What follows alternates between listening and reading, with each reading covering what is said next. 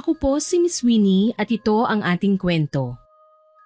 Hello po Miss Winnie, gusto ko munang bumati ng isang magandang araw. Ako po pala si Rose, nasa 40 anyos na ako ngayong taon.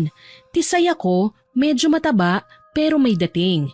Naisipan kong ibahagi sa inyong channel ang aking karanasan para magbigay ng babala at aral sa lahat. Malaking pagbabago ang naganap sa aking buhay dahil sa pangyayaring ito. Masasabi kong dahil sa pagsubok na yon, mas naging matatag ako bilang tao. Hayaan niyong isalaysay ko sa inyo kung paano ako naging martir sa aking asawa hanggang sa matauhan ako na ayon nga sa sinasabi ng iba, sa wakas daw ay natanggal na rin ang aking helmet. Pero bago mangyari yon, maraming pagsubok ang aking hinarap bago ko tuluyang makalaya at tuluyang maging masaya. Rose, ano ba? Nasaan ang pagkain ko? Kanina pa ako naghihintay eh. Teka lang naman, pwede bang maghintay ka? Hindi naman ako robot Huwag mo akong madaliin. Ano ba? Sumasagot ka pa? Wisit na buhay to. Walang silbing bahay. May asawa ka nga, wala namang silbi. Ito na, ininit ko pa kasi yung sabaw para mahimasmasan ka. San ka na naman ba kasi uminom? Wala kang pakialam. Ang dami mong tanong. Ihanda mo na lang ang pagkain ko. Mabilis kong inihanda sa mesa ang pagkain ng asawa ko na si Roel. Palagi na lang ganito ang sitwasyon sa aming bahay. Gabi na siya kung umuwi, bukod pa ron ay palagi na lang siyang lasing. Hindi naman ganito dati si Roel Maalaga siyang asawa at malambing. Pero buhat ng sinabi ng doktor na hindi ako magkakaanak dahil baog ako, nagbago na ang pakikitungo niya sa akin. May bill na pala tayo ng kuryente. Disconnection na kaya bayaran mo na. Ano? Binigyan kita ng pambayad Saan mo dinala yung pera? Pinang-inom ko at natalo ko sa sugal. Pasalamat ka nga, inuuwihan pa kita eh. Wala ka nang ambag sa buhay ko. Hindi ka pa magkaanak. Paano? Baog! Leching buhay to! Ang sakit mo naman magsalita. Buti nga ako nakakapagbayad dito sa bahay ikaw, buong araw nasa lansangan ka kasama ng mga tropa mong lasinggero at sugarol. Anong sabi mo? Halika nga dito. Sasagot ka pa talaga ha? Etong sayo! Yan ang napapala ng bungangerang tulad mo. Dapat pinapasabog ang bibig. Tama na! Aray! Pakiusap, nasasaktan ako! Pitiwan mo ako! Nasasakal ako, Roel! Talagang masasaktan ka dahil sumasagot ka pa. Pinagtitiisan lang kitang babae ka. Kahit anong sabihin mo, pamamahay ko pa rin to. Kaya kung ayaw mong sumunod sa akin at nagrereklamo ka, lumayas ka na. Leche! Makaalis na nga lang muna. Nakakademonyo ka. Tinulak ako ni Roel matapos niya akong sakalin at sampalin. Napaiyak na lang ako dahil sa nangyari. Alam ko dito palang marami na ang nagtataas ng kilay ng mga listener dahil sa nangyari. Hindi ko kasi maiwanan si Roel dahil mahal na mahal ko siya. Bukod pa ron 5 years na kaming kasal, kaya naman nangihinayang ako sa aming pinagsamahan. Roel, bakit mo ba ako ginaganito? Mahal na mahal kita pero hindi ko na kayang ganitong buhay. Mahal? Anong mahal? Wala kang silbi. Puro ka na lang iyak. Kung hindi ka baog, baka may mga anak na tayo ngayon. Bakit ka ba nagiging ganito? Sana yung Roel na minahal ko? Yung Roel na nag-aalaga sa akin? Pakiusap, Roel. Mag-usap tayo. Usap? Anong pag-uusapan natin? Ang mga pangarap mo na wala naman nangyayari? Hindi ko na alam kung anong gagawin. Pero sana magawa natin ang paraan para ayusin ito. Ayusin? Paano? Sa tingin mo may pag-asa pa ba tayo? Oo, Roel, may pag-asa pa. Kung magtutulungan tayo, makakabawi tayo. Makakabawi? Wala na, Rose. Dahil baog ka. Kailanman hindi mo ako mabibigyan ng anak. Ito ang nababagay sa'yo.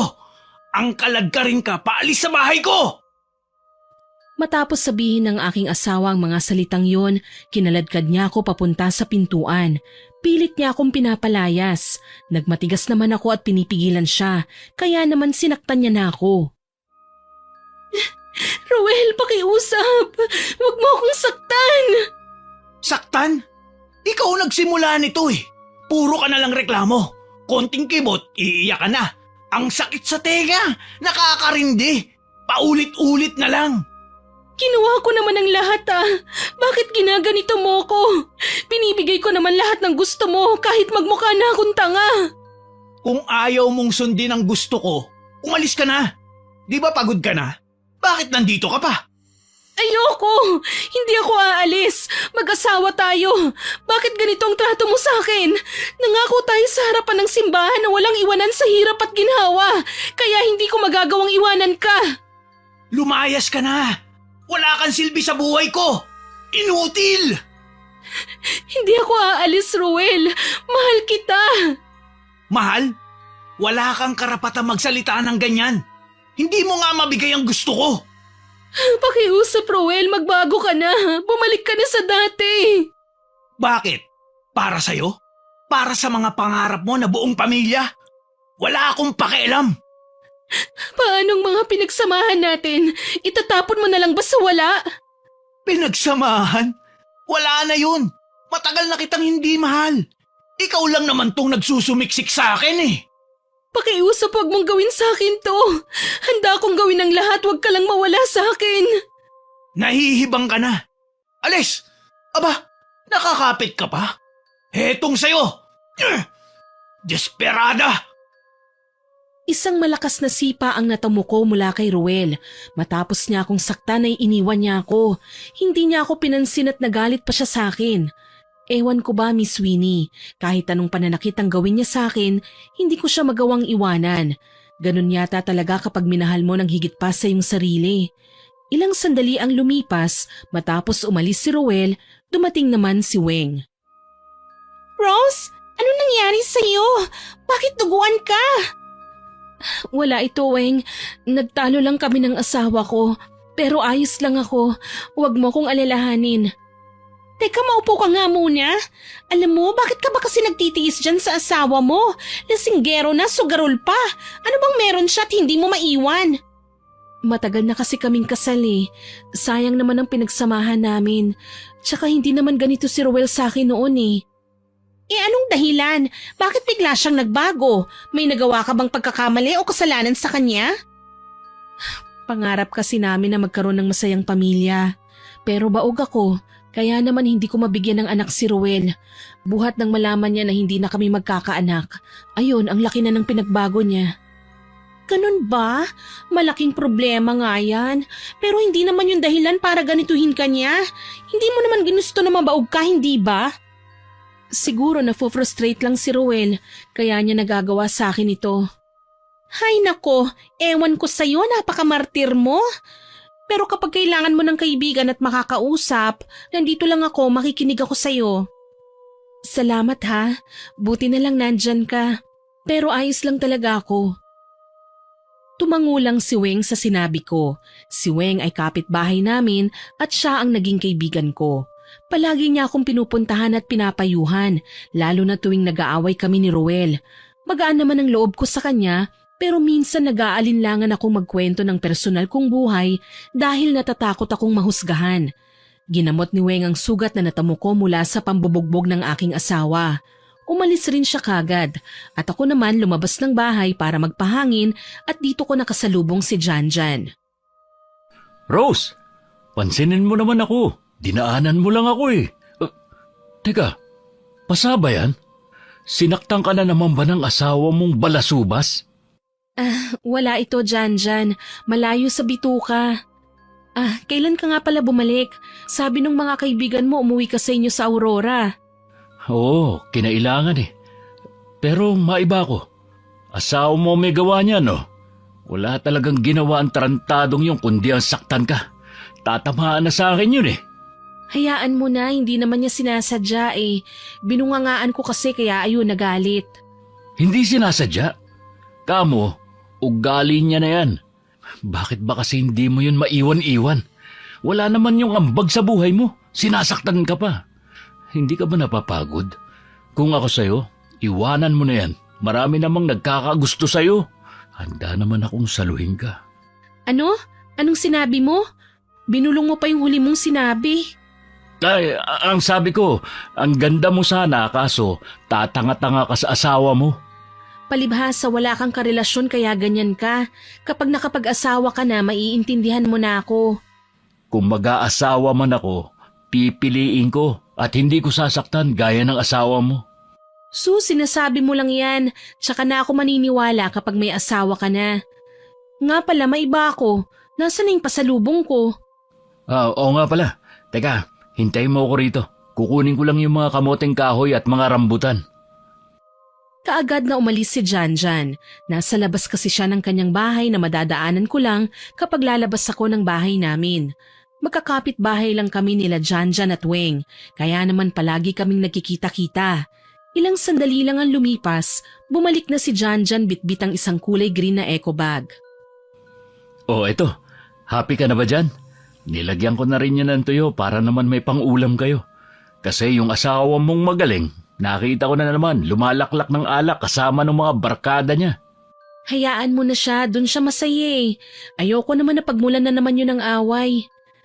Salamat dito ah. Wala yun, maliit na bagay. Alam mo naman na malakas ka sa akin eh. Habang nag-uusap kami ni Janjan, bigla na lang sumulpot si Ruel. Galit na galit ang aking asawa. Malakas na nagsalita, kasunod ng biglaan niyang paghatak sa aking braso. Aba! Hoy, babae! Nakapagsaing ka na ba? Kumakarengking ka na naman? Halika dito! Kakalad ka rin kita pa uwi ng bahay! Aray, Ruel! Nasasaktan ako! Pitiwan mo ang braso ko! Talagang masasaktan ka? Di ba kabilin-bilinan ko sa'yo? Ako lang ang lalaking kakausapin mo. Kung hindi mo kayang sumunod sa akin, pues, lumayas ka! Teka pre, nasasaktan na yung asawa mo. Wala naman kaming ginagawang masama. Kumalma ka lang. Hoy ikaw, wala kang pakialam kung anong gagawin ko sa asawa ko. Tsaka layuan mo si Rose. Asawa ko siya at kasal kami. Akala mo ba hindi ko nahalata ang malagkit niyong tinginan? Mali ka ng pagkakaintindi, Ruel. Magkaibigan lang kami ni Janjan. Tsaka alam mo naman na hindi kita kayang lokohin. Alam mo yan. Ba't sumasagot ka pa? Bigla akong sinikmuraan ng aking asawa at sa lakas ng kanyang ginawa ay napaupo ako sa lupa dahil sa sobrang sakit na aking naramdaman. Dito na nakailam si Janjan. Galit na sinaway si Ruel. Sobra ka na! Bakit mo sinikmuraan si Rose? Ang kapal mo! Halika rito! Itungka mo ako ang harapin mo! Walang iya ka? Tarantado ka! Pakialamero! Bakit mo ako sinuntok? Akala mo ba palalampasin ko ang ginawa mo? Leche ka! Sige, halika rito! Hindi ako takot sa'yo. Lumapit ka sa akin na mabasag ko yung mukha mo. Ang babae, minamahal, hindi sinasaktan. Ang dapat sa'yo nilulumpo para magtanda. Tama na! Ano ba? Ruel, umuwi na tayo. Pasensya ka na rin, Janjan, ha? Sana hindi mo na lang pinatulan. Alam mo namang lasing eh. Balasubas ang asawa mo eh. Sinaktan ka pa. Hindi na maganda ang ginagawa niya. Kahit na, wala kang pakialam kung saktan ko si Rose. Asawa ko yan at gagawin ko kung ano ang gusto ko. Yan ang katwiran ng mga lalaking walang bayag. Mapanakit dahil akala nila malakas sila pero babae lang ang kaya. Sumusobra ka na. Bitawan mo nga ako, babae. Babasagin ko ang pagmumukha ng lalaki mo. O pwede kitang kasuhan. Adultery ang ginagawa nyo. Sabi ng tama na eh. Wala kaming relasyon. Mali ka nang iniisip at magkaibigan lang kami. Wisit ka. Huwag mo ako sinisigawan. Alis! Uuwi na ako. Anong tinutunganga mo pa dyan, ha, Rose? Pagsilbihan mo ako. Buiset! Anong adultery? Wala nga kaming relasyon. Ikaw ang dapat ipakulong dahil nananakit ka ng asawa. Please, Janjan, tama na. Pasensya na sa ginawa ng asawa ko. Nakita kong napailing na lang si Janjan. Pinahid niya ang dugo sa kanyang labi at umalis na siya. Sa totoo lang, Miss Winnie, gusto ko sanang lapitan si Janjan dahil sa hiya. Pero hindi ko nagawa. Ayoko na kasing magkagulo pa eh, at alam kong galit na ang aking asawa. Pagdating sa bahay, nagbasag ng gamit si Ruel. Ano bang ginagawa mo? Bakit nagbabasag ka ng gamit? Wala kang pakialam dahil gamit ko ang binabasag ko. At hindi ito sa'yo. Hindi ako natutuwa sa ginagawa mo, ha? Nanlalalaki ka. Kunwari ka pa na mahal ako. Pero kapag nakatalikod ako, nanlalalaki ka. Malandi kang babae ka. Ang dumi ng utak mo. Hindi ko nga lalaki si Janjan. Kaibigan ko lang yung tao. Ikaw lang tong nagbibigay ng mali siya eh. Aba, matapang ka na? Mukhang matigas na ang ulo mo. Halika dito. Ang dapat sa'yo, pinabasag ang bungo. Aray! Teka, dugo. Mga kapitbahay, tulong! Tulungan niyo ako! Hindi ko sinasadya. Kasalanan mo kasi yan eh. Ang tigas ng ulo mo. Anong nangyayari dito? Diyos ko, anong ginawa mo kay Rose? Mga kapitbahay, tulungan niyo kami! Nanlalabo na ang paningin ko ng mga oras na yon, Miss Winnie. Umaagos na ang dugo mula sa ulo ko dahil sa malakas na paghampas ni Rowel ng bote sa ulo ko. Nang makita ko si Weng na papalapit sa akin, doon na ako nawala ng malay. Nang magising ako, nasa pagamutan na ako at nasa tabi ko sina Janjan at Weng. Anong nangyari? Bakit nasa ospital ako? Nasaan si Rowel? Pagkatapos ng ginawa niya sa'yo, hinahanap mo pa rin siya? Iba ka talaga, Rose. Hindi ko carry ang kamartiran mo. Iwanan mo na yung asawa mo. Puro sama ng loob at sakit ng ulo ang binibigay niya sa'yo. Ano bang nangyari? Ang huli kong natatandaan, dumudugo ang ulo ko eh. Mabuti na nga lang at narinig ko ang sigaw mo kaya pinuntahan kita kagad. Nakonsensya tuloy ako bigla dahil sa pagkausap ko sa'yo. Napahama ka pa tuloy. Hindi mo naman kasalanan yun. Sino bang nagdala sa akin dito? Si Rowel ba? Asa ka pa. Sa tingin mo dadaling ka dito ng barumbado mong asawa. Kumaripas nga yun ang takbo nung makita ako. Janjan, ikaw na munang bahala kay Rose ha. Uuwi na ako. May trabaho pa kasi ko eh. Salamat Weng ha. Utang ko sa'yo ang buhay ko. Tumango lang sa akin si Weng at ngumiti. Pagkatapos niyang magpaalam ay umalis na siya. Kami na lang ni Janjan ang naiwan. Tahimik lang ako habang kinakapa ang tahi sa ulo ko. Ilang saglit ang lumipas, pinutol ni Janjan ang katahimikan. Ay, maiba ko. Kailan mo pa naging kaibigan niyang si Weng? Medyo matagal na rin. Bakit? Hindi sa sinisiraan ko siya. Huwag ka magtitiwala sa babaeng yan. Iba ang tingin ko sa kanya. Parang may iba siyang pakay. Ha? Mabait naman si Weng. Paano mo nasabi yan? Hindi sa pagyayabang ha. Magaling akong kumilatis ng tao. Pero may kakaiba dyan kay Weng eh. Kaya huwag kang lubos na magtitiwala. Ayoko lang na mapahama ka. Tingin ko kasi dyan kay Weng. Traidor. Anumang oras, pwede kang saksakin patalikod. Hindi naman siguro. Mukha naman siyang sincere sa pagkakaibigan namin eh. Kita mo, dinala pa niya ako rito. Hindi mo masasabi yan. Hindi mo naman siya lubos na kilala. Ikaw rin. Basta ako binabalaan kita. Hindi na ako umimik, Miss Winnie. Kilala ko si Janjan. Pagdating sa mga ganong bagay, alam kong tama siya. Madalas kasing tumutugma ang mga sinasabi niya. Ilang sandali ang lumipas, dumating ang doktor at nurse. Sinabi nila sa amin na pwede na ako ma-discharge. Wala akong binayaran sa ospital dahil nilapit namin sa Malasakit Center ang bill ko. Laking pasasalamat ko kay Janjan dahil hindi niya ako iniwan. Siya ang nag-asikaso sa akin sa halip na si Rowel. O ayan, magaling ka na. Baka naman malaman ko na naman, sinaktan ka uli ng asawa mo. Salamat. Hayaan mo makakabawi rin ako sa'yo. Nako, kahit hindi ka na bumawi, basta alagaan mo lang ang sarili mo.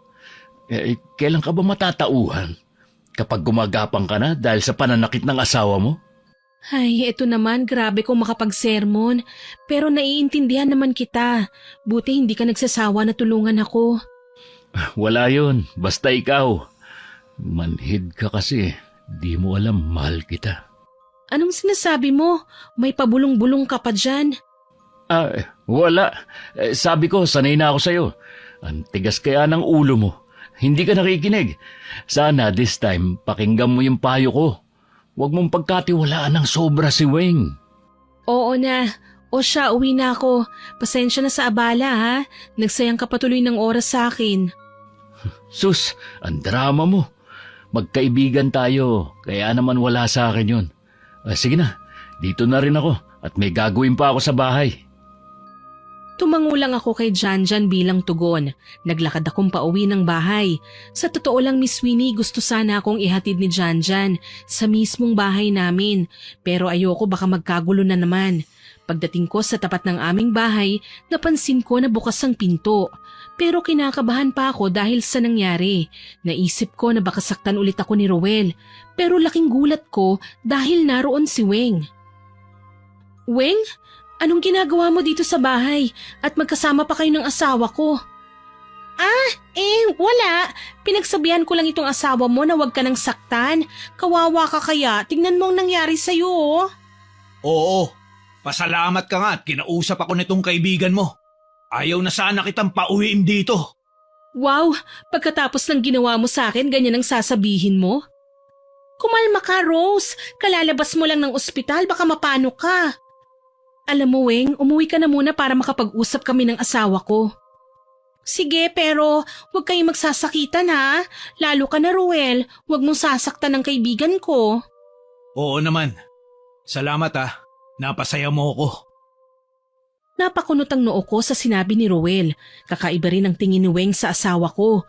At ang pinagtataka ko, gulo-gulo ang buhok ni Weng.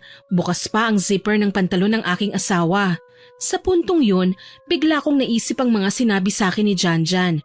Pakiramdam ko tama siya, pero may parte ng puso ko na pilit ikinakaila ang mga agam-agam ko. Oh, bakit umuwi ka pa rito?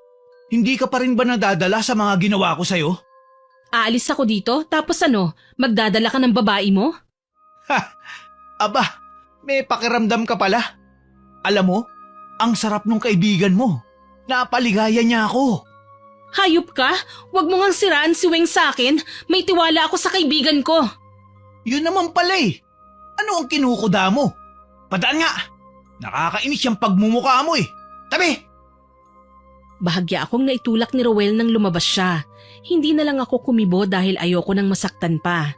Pero sa totoo lang, Miss Winnie, napaisip ako sa mga sinabi ni Rowel.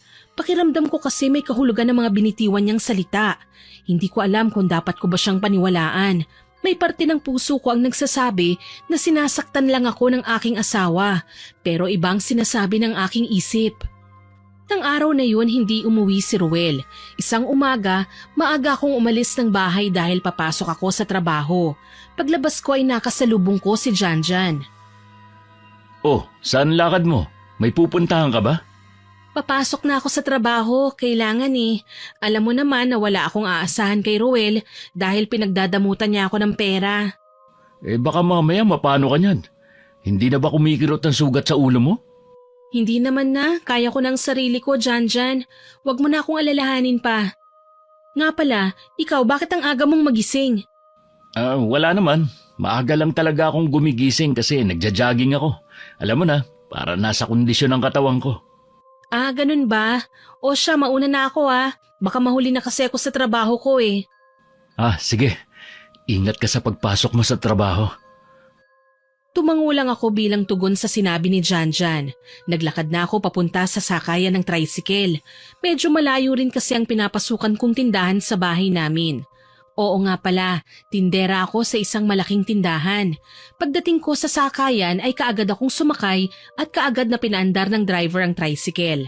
Maya-maya pa'y nakarating ako sa trabaho at dali-dali akong pumasok. Habang inaayos ang mga paninda, nagulat ako nang biglang sumulpot si Weng na nakangiti. Anong ginagawa mo rito? Mamimili ako ng pagkain para sa bahay at nakita naman kita na bumaba ng tricycle kaya nilapitan kita kagad. Ganun ba? Ano bang bibilihin mo? Baka meron kami ng mga kailangan mo. Bibili sana ako ng isang sakong bigas, kape, tsaka canned goods. Medyo wala na kasing grocery sa bahay eh. Sakto, nandito ka pala. Ganun ba?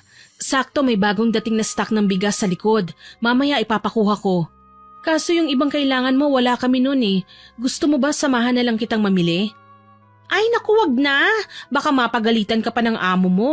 Kaya ko na to. Tsaka gusto ko lang din sanang makausap ka sandali. Kung okay lang. Sige, saglit lang. Magpapaalam muna ako. Kaagad akong nagpunta sa amo ko at nagpaalam. Pumayag naman siya at sinabi na bilisan ko lamang. Tumango naman ako at nagpunta kami ni Weng sa isang pwesto na walang gaanong dumadaan na tao. Ano ba yun, Weng? Rose, gusto ko lang linawin na wala akong ibang intensyon na walang nangyari sa amin ng asawa mo. Kung ano man yung nakita mo, wag mo sanang bigyan ng mali siya. Weng, bakit ka nagpapaliwanag? Hindi ko naman sinabing may ginagawa kayo eh. Pero aaminin ko, may mga bagay akong napansin at hindi naman ako manhid. Naiintindihan ko pero totoo yung sinabi ko. Sinabihan ko lang talaga si Roel na tigilan ka na. Alam mo, Weng, hindi ko alam kung sino ang dapat kong pagkatiwalaan eh. Ang dami ko nang tiniis. Hindi ko na rin alam kung sinong nagsasabi ng totoo at kung sino ang hindi. Kung hindi mo ako mapagkatiwalaan, naiintindihan ko. Pero sana wag mong hayaang saktan ka at paikutin ng asawa mo. Hindi mo kailangang tiisin ang lahat. Nandito lang ako kung sakaling kailangan mo ng kaibigan. Salamat, pero siguro kailangan ko muna ng oras para sa sarili ko, para makapag-isip ako. Naiintindihan ko. Basta mag-iingat ka palagi, ha? Oo, salamat sa pangunawa. Sabay na kaming naglakad pabalik sa tindahan. Si Weng ay tahimik na umalis habang ako naman ay bumalik na sa aking trabaho. Tahimik pero mabigat ang loob ko. Magkahalong gulo at lungkot ang bumabalot sa aking puso. Buong araw ay hindi maalis sa isipan ko ang mga nangyari. Ewan ko ba, Miss Winnie, hindi talaga ako mapalagay. Mabilis na lumipas ang oras at nagpasya ako na umuwi ng maaga. Habang nasa biyahe ako, hindi ko alam kung bakit bigla akong kinabahan. Pagbaba ko ng tricycle, halos takbuhin ko ang daan pa uwi sa bahay. Paglapit ko sa bahay, ramdam ko na kagad ang kaba. Hindi ko alam kung kutob ko lang ba ito o may masama talagang mangyayari. Pagbukas ko ng pinto, isang kaganapan ang aking nasaksihan. Nanlaki ang mga mata ko. Hindi ko alam kung ano ang aking nararamdaman. Galit, sakit, pandidiri. Wala silang saplot. Parehong hulas at magulo ang itsura. Nakahiga sila sa higaan sa mismong kama na pinagsaluhan namin ni Roel ng maraming alaala. Roel? Weng? Ha? Rose? Ang aga mo yata. Ang aga ko? Nagtataka ka pa? Yan ang sasabihin mo sa akin? Sa kama ko? Sa mismong kamang hinihigaan namin ng lalaking akala ko mahal ako? Makinig ka muna. Hindi mo naiintindihan, Rose. Makinig? Sa ano? Sa magiging palusot mo? At ikaw, Weng, anong klaseng kaibigan ka? Hindi pa nga ako tuluyang gumagaling, nagawa niyo pa akong lokohin? Hoy, hoy, hoy! Wag mo akong sigawan, ha? Hindi ko kasalanan na uto-uto ka. Kaya pala kunwari ang bait-bait mo, Weng. Inaahas mo na pala ang asawa ko habang umiiyak ako at lumuluha dahil sa mga pananakit niya. Kailan niyo pa ako niloloko? Anong gusto mong gawin ko? Hindi mo naman kayang ibigay ang gusto ko. Hindi mo ako mapaligaya. Hindi mo mabigyan ng anak. At yan ba ang solusyon? Ang mga liwaka? Habang ako nagkukumahog sa trabaho, sinisisi ko ang sarili ko. Tapos kayong dalawa nagpapakasasa sa saya? Wala kang karapatang magreklamo. Hindi ko na kasalanan kung mas magaling ako sa kama kesa sa'yo. Ikaw nga halos isuka ka na niya eh. Ako ang pinili niya, Rose. Ako. Sa akin niya binibigay ang pera niya dahil pinapaligaya ko siya. Ikaw, kaya mo bang gawin yon? Ano, wala akong karapatang magreklamo? Ako ang asawa! Ako ang legal! Ako ang nasasaktan! Mga hayop kayo! Mga baboy! Lumapit ako kay Roel pero hindi para manakit. Tinignan ko siya sa mga mata. Yung tingin ng isang babaeng halos mawalan na ng lakas dahil sa sobrang sakit. Roel, kung may natitira man akong respeto sa sarili ko, yun na lang ang hawak ko ngayon. Hindi ko na kaya. Sa araw na ito pinapalaya na kita. Hindi dahil hindi kita mahal, kundi dahil sobra na ang ginagawa mo. Teka lang! Huwag ka nang magsalita pa. Umalis kayo sa bahay na ito. Sa mismong bahay na binuo ko mula sa pawis at luha. Hindi ko kayo kailangan dito. Hindi ko kayo kailangan sa buhay ko. Sige, di aalis kami. Hindi ka naman kawalan. Sa wakas, akin na si Roel. Teka, bakit kami aalis? Akin ang bahay na ito. Sa'yo? Di ba sinanla mo ito at hindi mo tinubos? Ako ang tumubos at akin na ito. Sa akin na nakapangalan ng bahay na ito at hindi na sa'yo. Hayaan mo na, Roel. Ibigay mo na ito sa kanya. Umalis sila na wala akong narinig pang paliwanag mula sa kanila, Miss Winnie. Naiwan akong mag-isa at sa unang pagkakataon, kahit na durog ako, alam kong ginawa ko ang tamang desisyon. Umiiyak ako pero ngayon hindi dahil sa kahinaan. Umiiyak ako bilang simula ng pagbangon. Habang umiiyak ako, bigla na lang dumating si Janjan. Rose? Ano nangyari? Bakit ang tahimik dito? Si Ruel, nasa na? Umalis na sila, Janjan. Wala na si Ruel. Tapos na ang lahat. Tama ka nga, hindi mapagkakatiwalaan si Weng. Ha? Anong ibig mo sabihin? Bakit? Anong ginawa nila? Niloko niya ako, Janjan. Matagal na pala silang may relasyon ni Weng. At ngayon sila na. Ang sakit-sakit. Kabit ni Ruel si Weng at pinili niyang babaeng yun. Binalaan na kita, di ba? Kailan mo pa nalaman? Bakit hindi mo agad sinabi sa akin? Gusto mo bang gantihan sila? Wala rin naman akong magawa kasi mahal ko siya. Pero ngayon sobra na talaga. Nakipaghiwalay na ako. Wala na rin naman mangyayari kung gaganti pa ako eh. Ang kapal ng mukha nila. Grabe sila. Pero Rose, nandito ako . Hindi kita iiwan. Salamat, Janjan. Ngayon ko lang talaga naramdaman na kaya ko pala, kahit masakit. Hindi ka nag-iisa. Kaya mo yan. Unti-unti, makakabangon ka. Nandito lang ako palagi.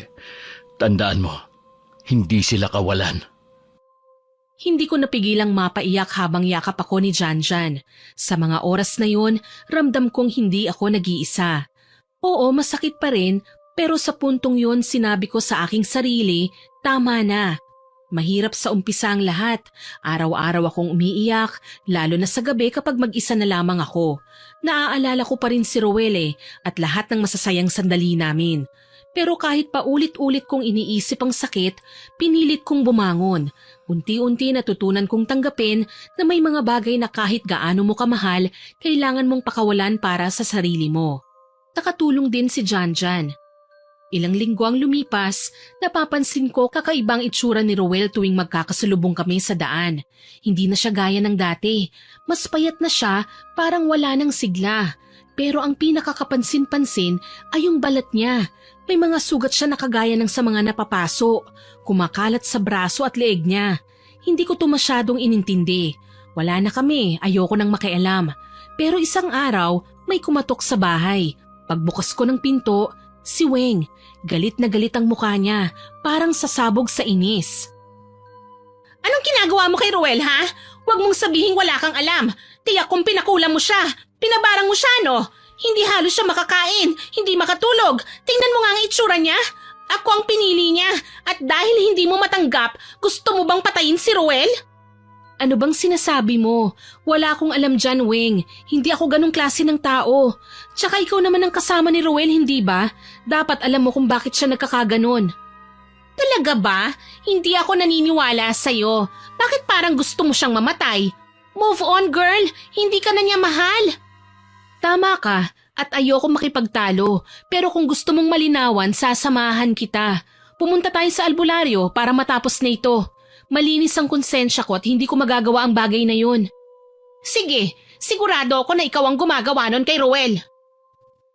Matapos ang pagtatalo namin ni Weng, nagpunta kami sa kakilala niyang albularyo kasama si Ruel. Tahimik lang ako habang pinapahiran ng albularyo ng langis si Ruel.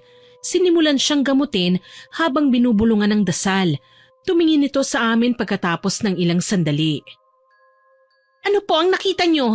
Tama bang hinala ko? Ang babaeng to ang bumarang sa kinakasama ko? Maghinay-hinay ka sa pambibintang, Weng. Malinis ang konsensya ko at hindi ako naglagay ng sumpa o sakit dyan kay Ruel. Hindi ako naniniwala sa mga salita mo. Alam kong ikaw yon at malakas ang kutob ko. Bakit hindi mo nalang pakinggan ang sasabihin ng albularyo kesa duda ka ng duda? Tama na nga! Naririndi na ako sa kakabungangan yung dalawa. Pareho kaming natahimik ni Weng dahil sa pagsigaw ni Ruel. Tumikim naman ang albularyo at seryosong tumingin sa amin.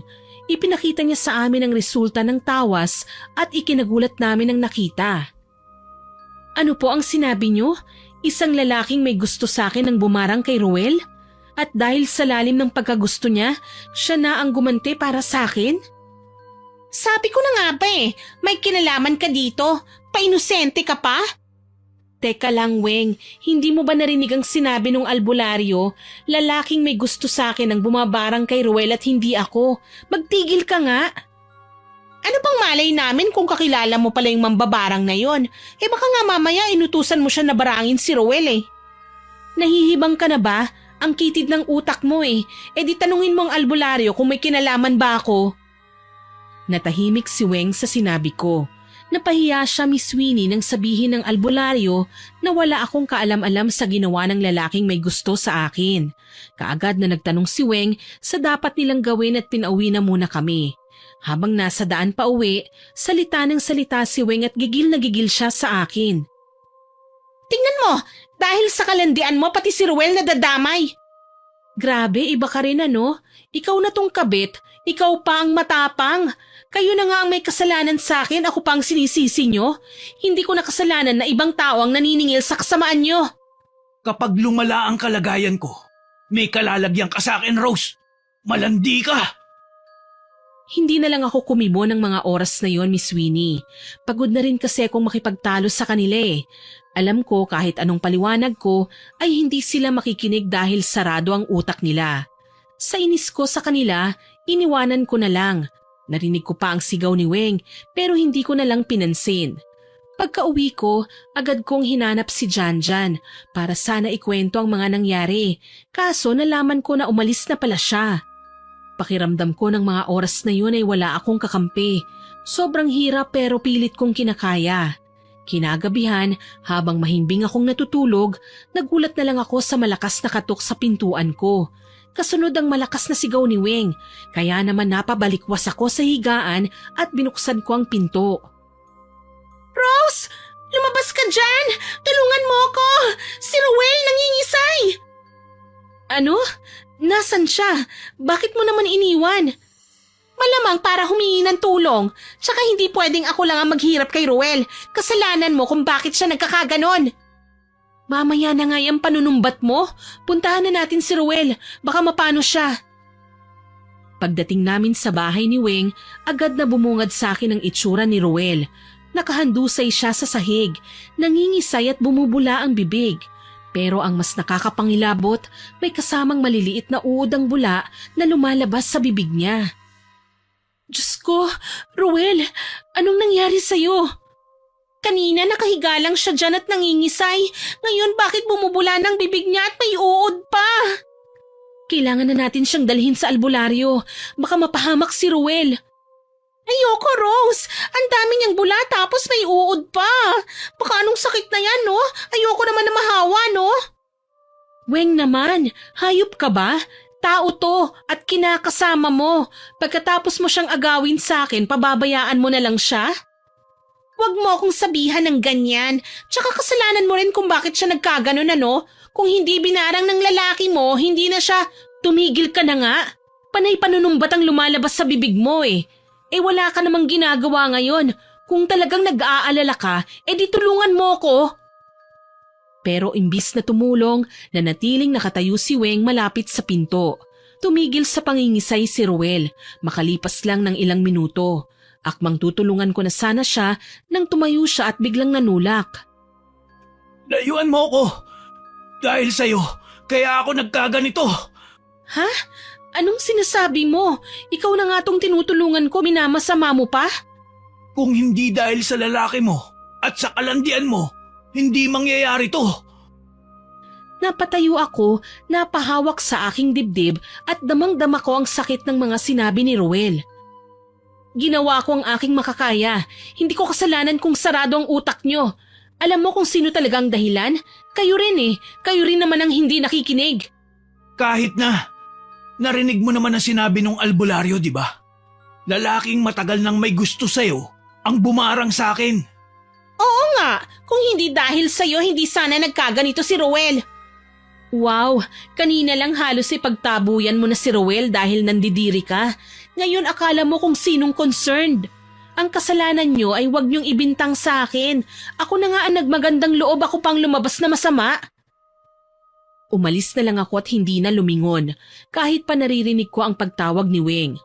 Ilang araw ang lumipas, nagulat na lang ako nang biglang kumatok sa pintuan si Roel. Hinang-hina siya at kita ko na pinilit niya lang talaga ang kanyang sarili na makapunta sa bahay. Rose, pwede ba akong pumasok? Roel, anong ginagawa mo rito? Ayos ka lang ba? Nasaan si Weng? Di ba ngayon ang balik niyo sa albularyo? Wala si Weng. Hindi ko alam kung saan siya nagpunta. Hindi ko na kaya, Rose. Ang bigat sa dibdib. Parang may nakadagan. Sobrang sakit na mga sugat ko. At bigla na lang akong sumusuka ng uod. Kasabay ng masangsang na amoy. Halika, pumasok ka. Dahan-dahan. Buti nagawa mong makarating dito sa bahay. Hay nako talaga itong si Weng oh. Bakit ka ba niya iniwan? Baka may ginawa lang. Pasensya na sa abala. At salamat. Mamaya ka na magpasalamat. Ayusin muna natin ang kalagayan mo. Magbibihis lang ako tapos sasamahan kita. Matapos kong magbihis, sinamahan ko na si Roel sa albularyo. Ilang oras ang gamutan at umuwi na kami sa bahay ni Weng. Habang pinagpapahinga ko si Roel sa sofa. Maya-maya ay dumating si Weng, bitbit ang isang supot ng mansanas at ubas. Oh, wow! Bait-baitan ka dyan. Talagang sinulit mo ang oras na wala ako, no? Bakit ngayon ka lang? Kanina pa siya halos matumba dahil nanghihina na siya. Ngayon na okay na siya tsaka kadarating? Nakalimutan mo yata na ngayon ang araw ng balik niyo sa albularyo. Pero ayos lang, sinamahan ko na siya. Excuse me, kailangan ko ring asikasuhin ang sarili ko, no? Hindi ako katulad mo na may panahon pang magpakamartir. Tsaka kumayod ako para may pangkain kami at mabilhan ko ng prutas si Roel. Kung makapanumbat ka, akala mo ang laki ng ambag mo. Huwag na kayong mag-away. Ayoko ng gulo. Pagod na ako. Gusto kong magpahinga ng maayos. Tsaka pwede ba? Huwag mong inaaway si Weng, Rose. Sampid ka lang at tungkulin mo talaga na alagaan ako dahil ikaw ang may gawa nito. Ay, hindi ito gulo, Roel. Pero sana naman bago ka manumbat ulit, alalahanin mo kung sino yung tumulong sa'yo habang wala yung taong inaasahan mong nandyan. Tsaka ako pa talagang inaaway mo ngayon sa halip na si Weng dahil pinabayaan ka niya?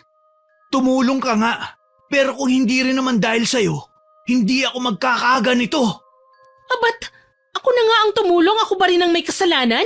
Nagsisisi na nga ako at tinulungan pa kita eh. Sana hinayaan na lang kita kanina. Ako na nga ang nagmagandang loob. Ako pa ang nasisisi. Oh, ayan. Sabi ko na nga ba eh. Lahat ng itutulong ng babaeng yan ay isusumbat niya. Eh kung kayo kaya ang tanungin, baka kayo rin ang dahilan kung bakit kayo nandyan ngayon sa sitwasyon na yan. Huwag niyong ibuntun sa akin ang lahat. Kung hindi dahil sa lalaking may gusto sa'yo, wala tayong problemang ganito. At paano ko naging kasalanan yon? Wala akong ginawang masama. Basta, lahat ng to nangyari dahil sa'yo. Sige, isisi niyo ang lahat sa akin. Diyan naman kayo magaling, hindi ba? Ako na ang may kasalanan, ako na ang malandi, ako na ang nagkasala. Pero ni minsan ba, nakita niyo mga mabubuti kong ginawa?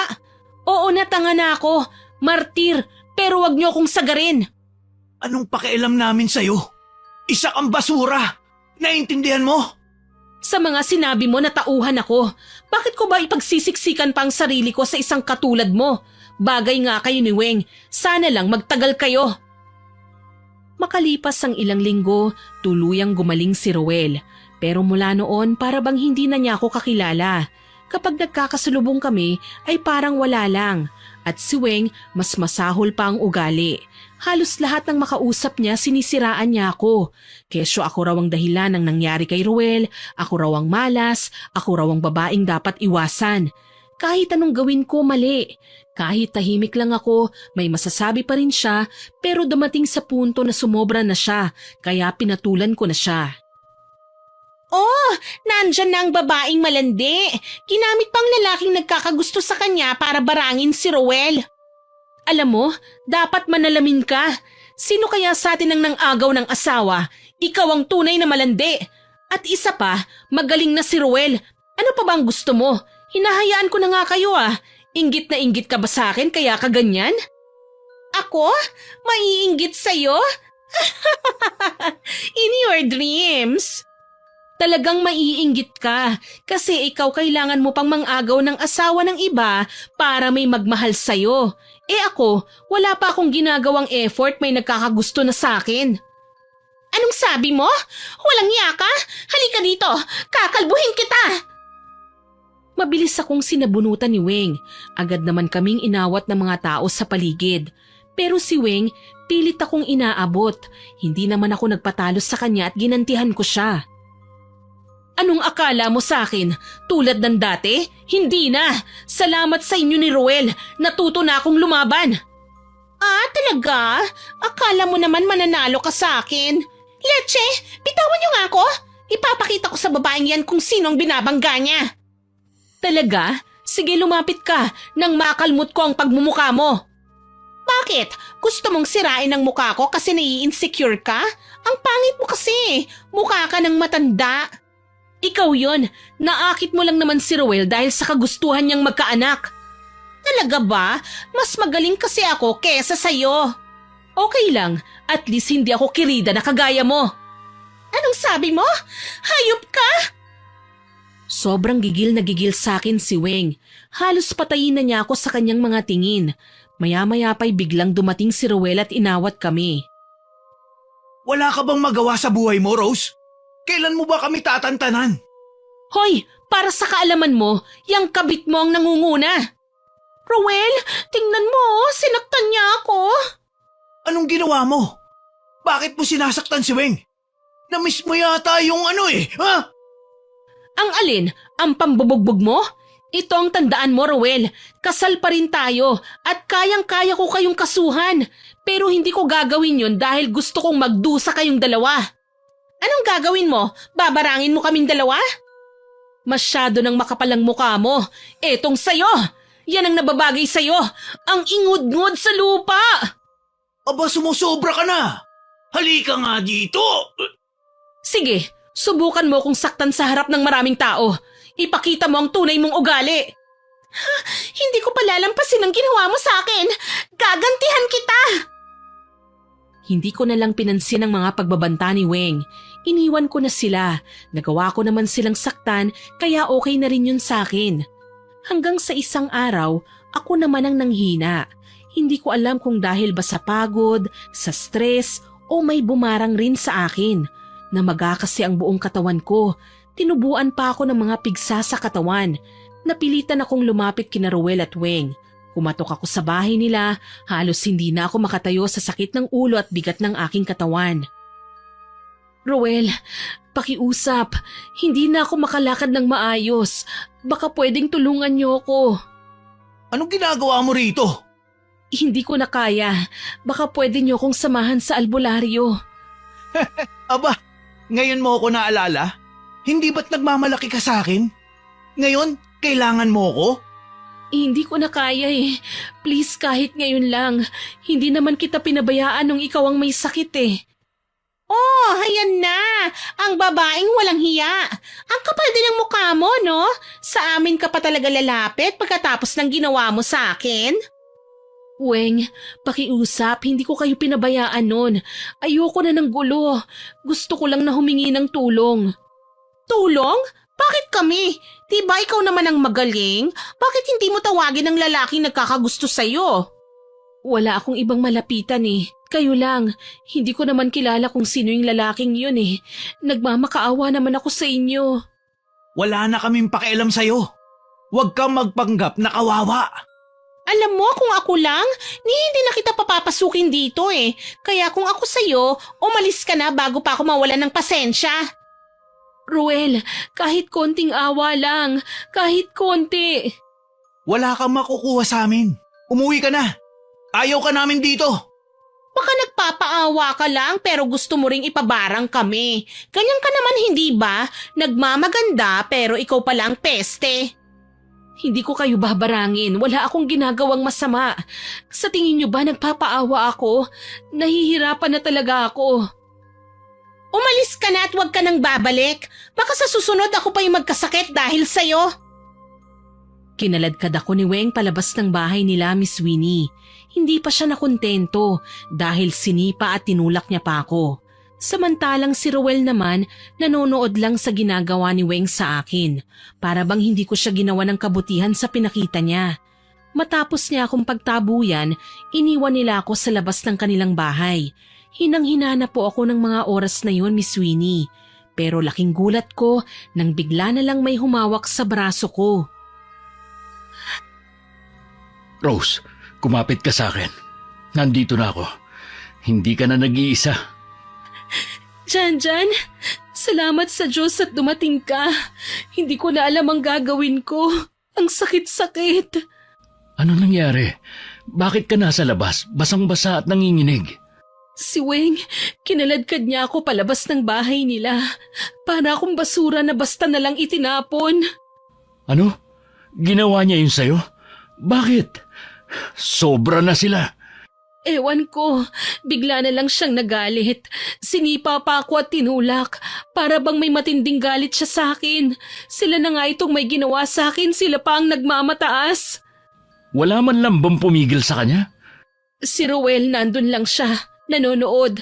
Hindi man lang ako tinulungan. Akala ko may malasakit siya. Akala ko makukonsensya siya pero mali ako. Hayop sila. Hindi ka karapat dapat saktan ng ganyan, Rose. Parang wala na akong halaga sa kanila. Ginawa ko naman ang lahat para maging maayos kami. Pero ganito pang isinukli nila. Hindi mo kailangan magpaliwanag. Naiintindihan kita. At habang nandito ako, hindi ako papayag na saktan ka nila at apihin ulit. Bakit ngayon ka lang? Pero salamat dahil dumating ka. Sana noon pa lang nakinig na ako sa'yo. Hindi na sana ako umabot sa ganito. Hindi na makatarungan ang ginawa nila sa'yo. Gusto mo bang makaganti sa kanila? Nagulat ako sa sinabi ni Janjan. Paulit-ulit yung umalingaw-ngaw sa isip ko. Hindi ako makapagsalita. Parang natuyo ang lalamunan ko. Kaya wala na lang akong sinabi. Ang ginawa niya ay binuhat niya ako. Janjan, anong ginagawa mo? Kumapit ka na lang at magpahinga. Nangihina ka. Kailangan mo magpalakas. Ako na ang bahala sa'yo. Salamat na abala tuloy kita. Ang bait-bait mo talaga sa akin. Sige na, mahiga ka na riyan. Ikukuha lang kita ng gamot. Sige, buti na lang bumalik ka na. May kakampi na ako. Ngumiti lang sa akin si Janjan. Kaagad niyang inayos ang aking kumot at pinahiga niya ako ng maayos. Pakiramdam ko para akong prinsesa dahil sa ginagawa ni Janjan. Nang maayos na niya ang aking higaan, nagpunta siya sa kusina at pagbalik niya, may dala siyang tubig. Uminom ka na muna ng tubig. Huwag mo na akong tanggihan. Kailangan mong palakasin ang katawan mo. Salamat ha. Hindi ko akalaing may mag-aalaga pa sa akin. Teka lang ha, magluluto ako ng sabaw. Wala man akong kayamanan, pero sisiguruhin kong hindi ka magugutom habang nasa akin ka. Ang drama mo pa rin. Hindi mo naman kailangan akong alagaan eh. Buti nga pinagtsatsagaan mo pa ako. Wala naman akong silbi. Huwag mong sabihin yan, Rose. Hindi mo deserve ang ginawa nila sa'yo. Janjan, tungkol pala dun sa sinabi mo na kung gusto kong gumanti. Seryoso ka ba? Seryoso ako, Rose. Alam mo, lahat kaya kong gawin para sa'yo. Hindi mo na kailangan magdusa ng wag-isa. Ako ang bahala. Janjan, maiba ko. Bakit mo ginagawa ito? May gusto ka ba sa akin? Yung nangyari kay Ruel, yung bigla siyang nagkaroon ng matinding sakit, may kinalaman ka ba ron? Ikaw ba ang may gawa nun? Tama ka. May gusto ko sa'yo. At hindi ko na kinaya pa na makita kang nasasaktan ng dahil sa asawa mo. Kaya naman ako nang gumante para sa'yo. Hindi ako makapaniwala sa narinig ko.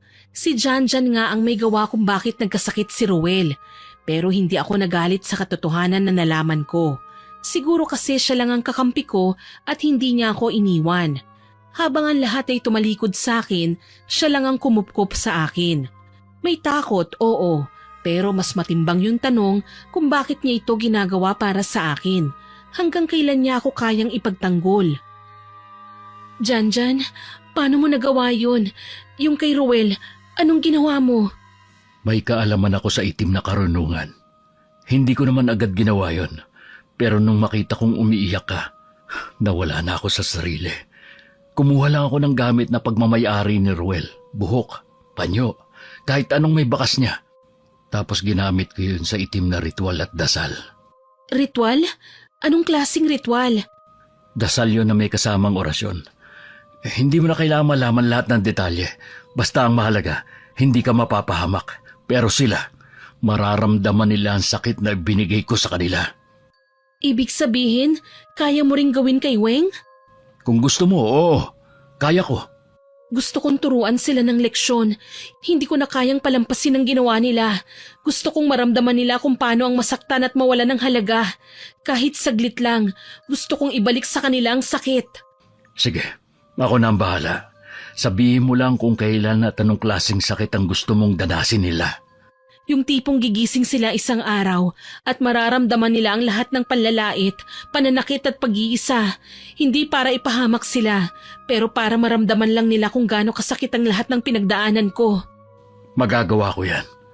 Para sa iyo, Rose, kahit ano. Isinagawa ni Janjan ang sinabi niya. Hindi ako humiling ng kamatayan o kapahamakan sa kanya para sa dalawa. Dahil ang gusto ko lang, maramdaman nila Weng at Ruel ang sakit na binigay nila sa akin. Pero hindi doon natapos ang lahat. Isang gabi, biglang dumating si Weng sa bahay ni Janjan, galit na galit. Parang sasabog na siya. Hindi ko alam kung paano niya nalaman na nasa bahay ako ni Janjan, pero naisip kong magaling talaga siyang makahanap ng sagot sa mga tanong niya. Ikaw, Rose! Alam kong ikaw ang may gawa nito! Halang ang kaluluwa mo! Ano bang ginawa mo sa akin at kay Ruel? Hindi ko alam ang sinasabi mo, Weng. Hindi ako katulad mo. Huwag mo akong paandaran ng paawa-awa mong drama. Alam kong may kinalaman ka sa mga nangyayari. Dati kang mahina, ngayon tignan mo may kakayahan ka na dahil lang may kakampi ka na. Tama na yan! Baka nakakalimutan mong ikaw ang nagsimula. Hindi mo ba naaalala? Binarang mo si Rose, kaya siya nagkasakit noon. Anong pinagsasabi mo? Hindi yan totoo. Huwag kang ang gumawa ng kwento, Janjan. Huwag ka na magkunwari. Ako na mismo ang kumuha ng panyo at buhok ni Rose sa sumpa mo. Ginawa mo yon dahil sa inggit.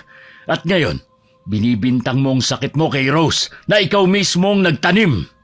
Paano mo nalaman ang bagay na yon? Hindi yun totoo. Akala mo kasi wala akong laban. Akala mo kasi habang buhay mo kung kayang yurakan.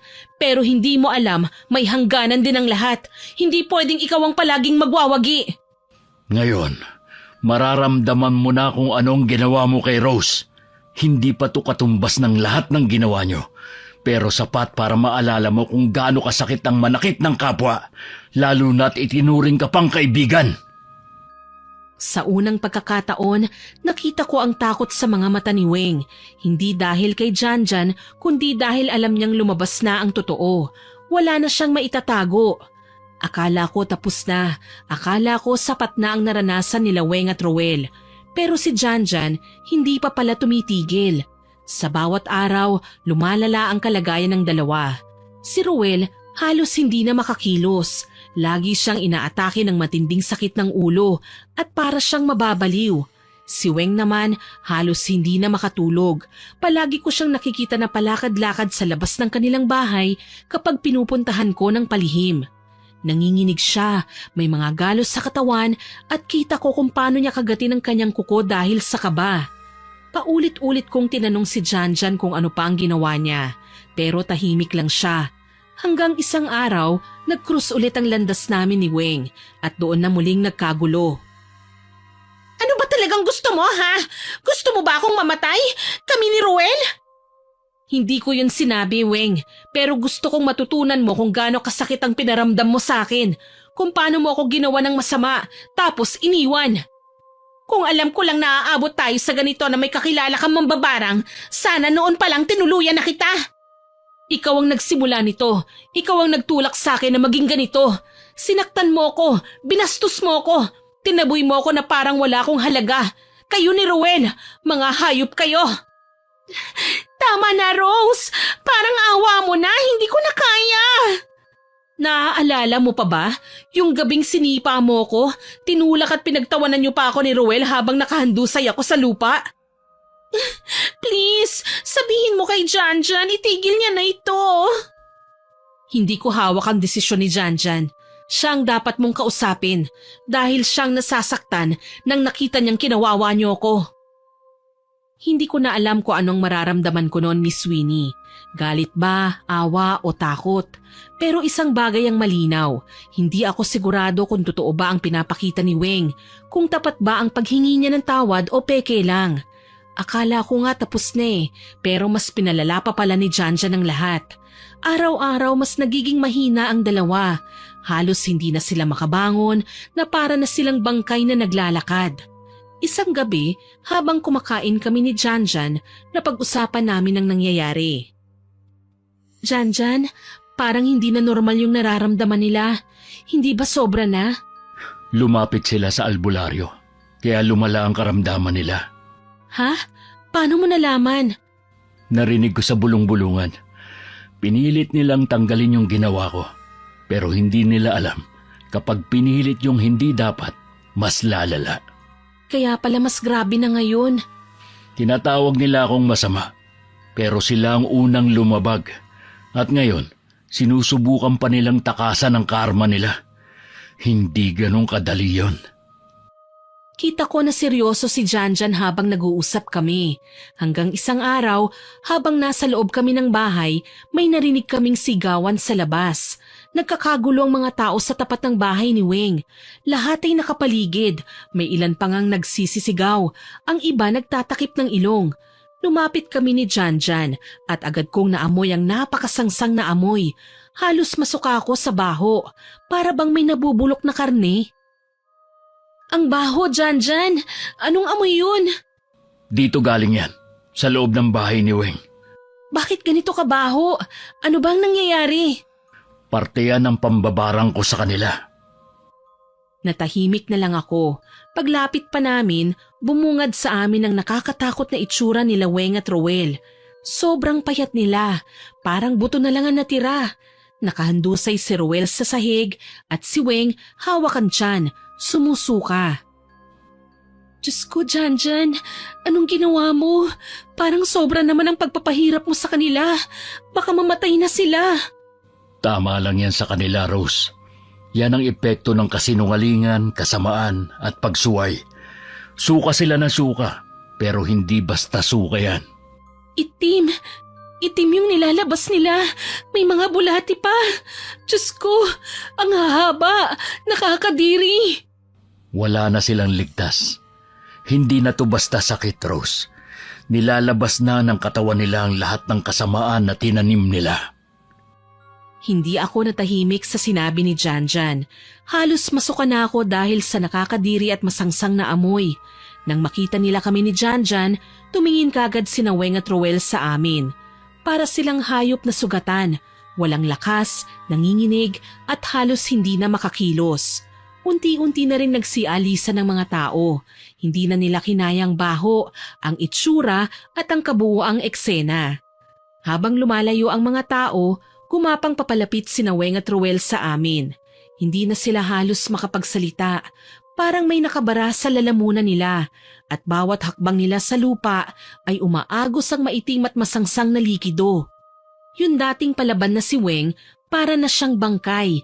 Si Roel naman napahawak pa rin sa tiyan, nanginginig at halos hindi na makatingin ng diretsyo. Nakakatakot ang itsura nila. Para silang buhay na naaagnas na bangkay. Yung mga mata nila punong-puno ng takot at pagsisisi. Rose, Janjan, maawa na kayo sa amin. Hindi na namin kaya. Pagalingin niyo na kami. Aminado na ako. Ako ang may gawa nun. Ako ang naglagay ng sakit kay Rose. Dahil nainggit ako. Dahil akala ko mas tama ako. Pero mali ako. Lahat ng ginawa ko mali. Bakit, Weng? Bakit mo ko kailangan saktan ng ganon? Akala ko kaibigan kita. Ako rin. Napakabait mo sa akin. Pero hindi man lang kita pinagtanggol. Niloko pa kita. Ang sama ko. Sana pwede kong bawiin lahat. Kung pwede lang ibalik ang nakaraan, Rose, gagawin ko. Sana mapatawad mo pa kami. Kahit kapiraso lang, kahit konting awa lang. Wala sa akin ang lunas. Nasa inyo yan. Lahat ng sakit na to, bunga ng ginawa nyo. Pero kung totoo ang pagsisisi nyo, baka may pag-asa pa kayo. Anong kailangan namin gawin? Sabihin mo lang, gagawin namin. Ito ang kailangan nyo. Pero hindi to basta lunas. Umiiral lang to kapag totoo ang pagsisisi nyo. Kapag hindi na kayo babalik sa dati nyong ugali. Isa lang ang tanong, handa na ba kayong magsimulang muli kahit wala na ang sumpa, na wala ng kayabangan at wala ng kasinungalingan? Oo, handa na kami. Handa na kaming magbago. Ito ang lunas. Pero tandaan nyo, hindi ito gamot na basta nyo lang iinumin tapos gagaling na kayo. Hindi ito ganong kadali. Anong kailangan naming gawin, Janjan? Magbago kayo. Kung hindi totoo ang pagsisisi nyo, babalik ang sumpa. Baka sa susunod, hindi na lang katawan nyo ang bumigay. Baka buong pagkatao nyo na. Seryoso kami. Ako mismo, Janjan. Sinira ko ang tiwala ni Rose. Akala ko, okay lang ang mga ginagawa ko. Akala ko, hindi ko kasalanan. Pero kasalanan ko rin pala dahil hinayaan ko ang aking sarili na saktan ng isang napakabuting asawa. Lagi akong galit. Laging puno ng inggit. Pero ngayon ko lang na-realize, lahat ng yun, ako lang ang nagdadala sa sarili ko. Hindi si Rose. Ako ang may problema. Ako ang may kasalanan. Hindi ako Diyos para humusga kung totoo yung sinasabi nyo. Pero ang sumpa, hindi nyo maluloko. Kaya kung totoo mga luha ninyo, ang mga salitang binibitawan ninyo, saka lang to gagana. Rose, sorry. Kung kaya ko lang ibalik ang nakaraan, gagawin ko. Pipigilan ko si Weng at hindi ako magloloko. Pero hindi ko kaya. Kaya ngayon, kahit ilang taon pa, babawi ako sa'yo. Kahit hindi mo ako mapatawad kaagad, tatanggapin ko. Patawad, Rose. Hindi mo deserve lahat ng ginawa ko. Sana kahit konti mapatawad mo ko. Kahit hindi ngayon. Pero totoo ito. Gusto kong magbago. Nasa iyo na yan, Rose. Ikaw ang pinakanasaktan. Ikaw ang may karapatang magdesisyon. Habang nakatingin ako kina Weng at Roel, naramdaman ko ang tapat nilang pagsisisi. Hindi lang sila nagsasabi ng salitang sorry, kundi nakita ko sa mga mata nila ang pagnanais na magbago. Alam ko malalim ang sakit na dinulot nila sa akin, pero sa kabila ng lahat ng nangyari, pinatawad ko sila. Minsan lang mangyari ang ganito, na ang mga taong nagdulot ng sakit ay lumapit at humingi ng tawad ng tapat. Wala akong magagawa kundi tanggapin dahil natutunan ko na kahit kaano kalaki ang kasalanan, may pagkakataon pa ring magbago. Matapos ang pag-uusap namin nila Weng at Roel, nagpasya kami ni Janjan na umuwi na. Pagkarating namin sa bahay, tumigil ako saglit. Tumingin ako kay Janjan at kahit pagod na siya, kita ko ang malasakit sa mga mata niya. Janjan, hindi ko alam kung paano kita pasasalamatan. Kung hindi ka dumating sa buhay ko, baka hindi ko naranasan ang magpatawad. Wala yun, Rose. Nandito lang ako kung kailangan mo ng tulong. Kung wala ako, hindi ko alam kung anong mangyayari sa'yo. Pero sa totoo lang, ikaw ang nagpasya kung anong mangyayari sa uli. Salamat, Janjan. Salamat talaga sa lahat ng ginawa mo para sa akin. Hindi mo kailangan magpasalamat, Rose, kasi biktima ka lang. At bilang taong nagpapahalaga sa'yo, ayokong nakikitang inaabuso ka. Siguro ito na rin ang paraan ng Panginoon para mamulat ako sa katotohanan. Nakakalungkot man dahil kinailangan pang dumating sa ganitong punto bago kami natauhan. Ganyan talaga ang buhay. Hindi natin alam kung ano mga susunod na mangyayari. Basta palagi mo lang tatandaan, may sariling paraan ng Diyos para alagaan tayo. Napangiti ako sa mga sinabi ni Janjan. Minsan iniisip ko kung bakit siya nandyan para sa akin. Sa lahat ng hirap, siya ang katuwang ko. Siya ang nagpapalakas sa akin. At habang tinutulungan niya ako na maalis ang galit sa puso ko, napansin ko na para sa akin, mahalaga na rin si Janjan. Ngayon ko lang naramdaman na may taong may malasakit sa akin. Dati ko pang pilit pinadadama sa'yo, Rose. Pero bulag ka sa pagmamahal mo kay Ruel. Kaya nga ikaw ang naging sandalan ko sa mga panahong lugmok na lugmok ako at ikaw na rin ang nagtulak sa akin na bumangon. Janjan, hindi mo lang ako tinulungan. Binigyan mo rin ako ng bagong pag-asa. Masaya akong makitang malaya ka na mula sa mapait mong nakaraan. Niyakap ko si Janjan at lubos akong nagpasalamat. Lumipas ang ilang buwan at sa mga panahong yon ipinakita nila Weng at Roel ang kanilang tapat na pagsisisi. Hindi lang sila nagsorry sa akin, ipinakita nila na gusto nilang magbago. Si Weng na dati palaging galit at puno ng inggit, ngayon ay mas tahimik at mas nag-iisip. Si Roel naman naging mas responsable at maingat sa bawat kilos at salita. Nakita ko sa kanila na seryoso sila sa kanilang pagbabago. Hindi ko alam kung paano nila nagawa pero nagpapasalamat ako dahil sa huli natutunan nilang tumanggap ng mga pagkakamali nila at nagbago. Isang araw, habang naglalakad kami ni Janjan sa park, napansin ko na tahimik siya. Kaya naman sinabi ko sa kanya ang aking naiisip. Janjan, parang gusto ko nang mag-move on. Gusto ko nang umalis dito. Magsimula ng bago. Siguro ito na yung tamang pagkakataon. Saan ka pupunta, Rose? Aalis ka na? Basta, gusto ko na lang magsimula ulit. Gusto kong magkaroon ng bago at mas magandang buhay. Kung saan ka man pupunta, Rose, sasamahan kita. Walang tanong, walang alinlangan. Basta, nandyan lang ako. Talaga? Hindi mo ako iiwan, Janjan? Hindi mo gagawin ang mga pinaranas sa akin ni Roel? Hindi kita iiwan, Rose. Huwag mong isipin yon. Iba ako kay Roel at alam kong napatunayan ko na yun sa'yo. Kung ganon, sabay tayong magsimula ng bagong buhay. Umalis na kami ni Janjan. Lumipat kami ng tirahan. Nagsimula kami ng bagong buhay na magkasama at ibinaon ko sa limot ang mapait kong nakaraan. Dahil din sa mga nangyari, naging usap-usapan kami sa lugar namin. Kumalat ang chismis na mangkukulam kami ni Janjan at kami ang nambarang kina Weng at Roel. May nakakita naman na nagsisisi na ang dalawa, pero may ibang nagsasabi na dapat lang daw yun sa kanila dahil sa laki ng kasalanan nila sa akin. Sa ngayon gusto kong magsimula ng bagong buhay kasama si Janjan sa ibang lugar, sa lugar na walang nakakakilala sa amin. Alam mo, Janjan, siguro kung hindi kita nakilala, hindi ko matututunan ng magpatawad at lumaban. Salamat sa lahat ng ginawa mo para sa akin, ha? Hindi mo kailangang magpasalamat, Rose. Nandito lang ako para sa'yo at hindi ko kayang pabayaan ka. Una pa lang, hindi na awa ang nararamdaman ko sa'yo, kung hindi pagmamahal. Talaga? Oo, dahil sa damdamin kong yon, gusto kitang iligtas sa kanya. Medyo matigas lang ang ulo mo kaya masaya ako't nawala ng helmet mo sa ulo.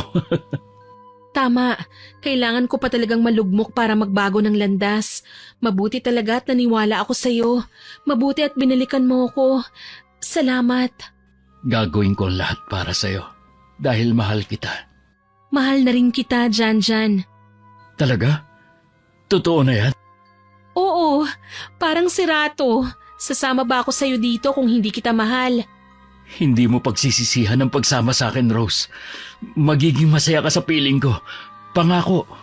Kahit hindi kita mabibigyan ng anak? Hindi anak ang pupuno sa puso ko. Ikaw lang sapat na. Buo na ako. Naging maayos ang buhay ko kasama si Janjan, Miss Winnie. Tanong ko noon sa aking sarili kung hindi ko kaya binuksan ang puso ko sa mga tao na nagkasala sa akin, maging masaya kaya ako ngayon? Sa lahat ng nangyari, mga pagsubok at pagkatalo, natutunan ko na ang tunay na lakas ay hindi sa galit, kundi sa pagpapatawad. Kung hindi ko pinili ang magpatawad, baka hindi ko nakita ang pagbabago sa kanila. At si Janjan, siya ang naging gabay ko. Hindi lang siya nagbigay sa akin ng lakas, kundi siya rin ang nagturo ng tunay na kahulugan ng pag-ibig at pag-aalaga. Siya ang naging katuwang ko sa lahat ng pagsubok. Sa ngayon, inaayos namin na maging legal ang pagsasama namin. Maisawalang bisa ang kasal namin ni Roel at maging malaya na sa nakaraang buhay kasama ang mapang-abusong asawa. Habang hawak ko naman ang kamay ni Janjan, alam kong hindi ko na kailangang matakot at magtago. Alam ko na may kasama akong magpapalakas sa akin, hindi lang sa mga masasayang araw, kundi pati na rin sa mga susuungin naming paghihirap at pagsubok na darating. Sana po ay nagustuhan niyo ang aking ibinahaging kwento. Pero bago ko po tapusin ito, hindi makukumpleto ito nang walang shoutout sa mga masusugid nating listeners. Shoutout po kina Miss Rose Ann Rama, Roland Rama, Angel Rama at Grace Rama na nag-birthday po nitong June.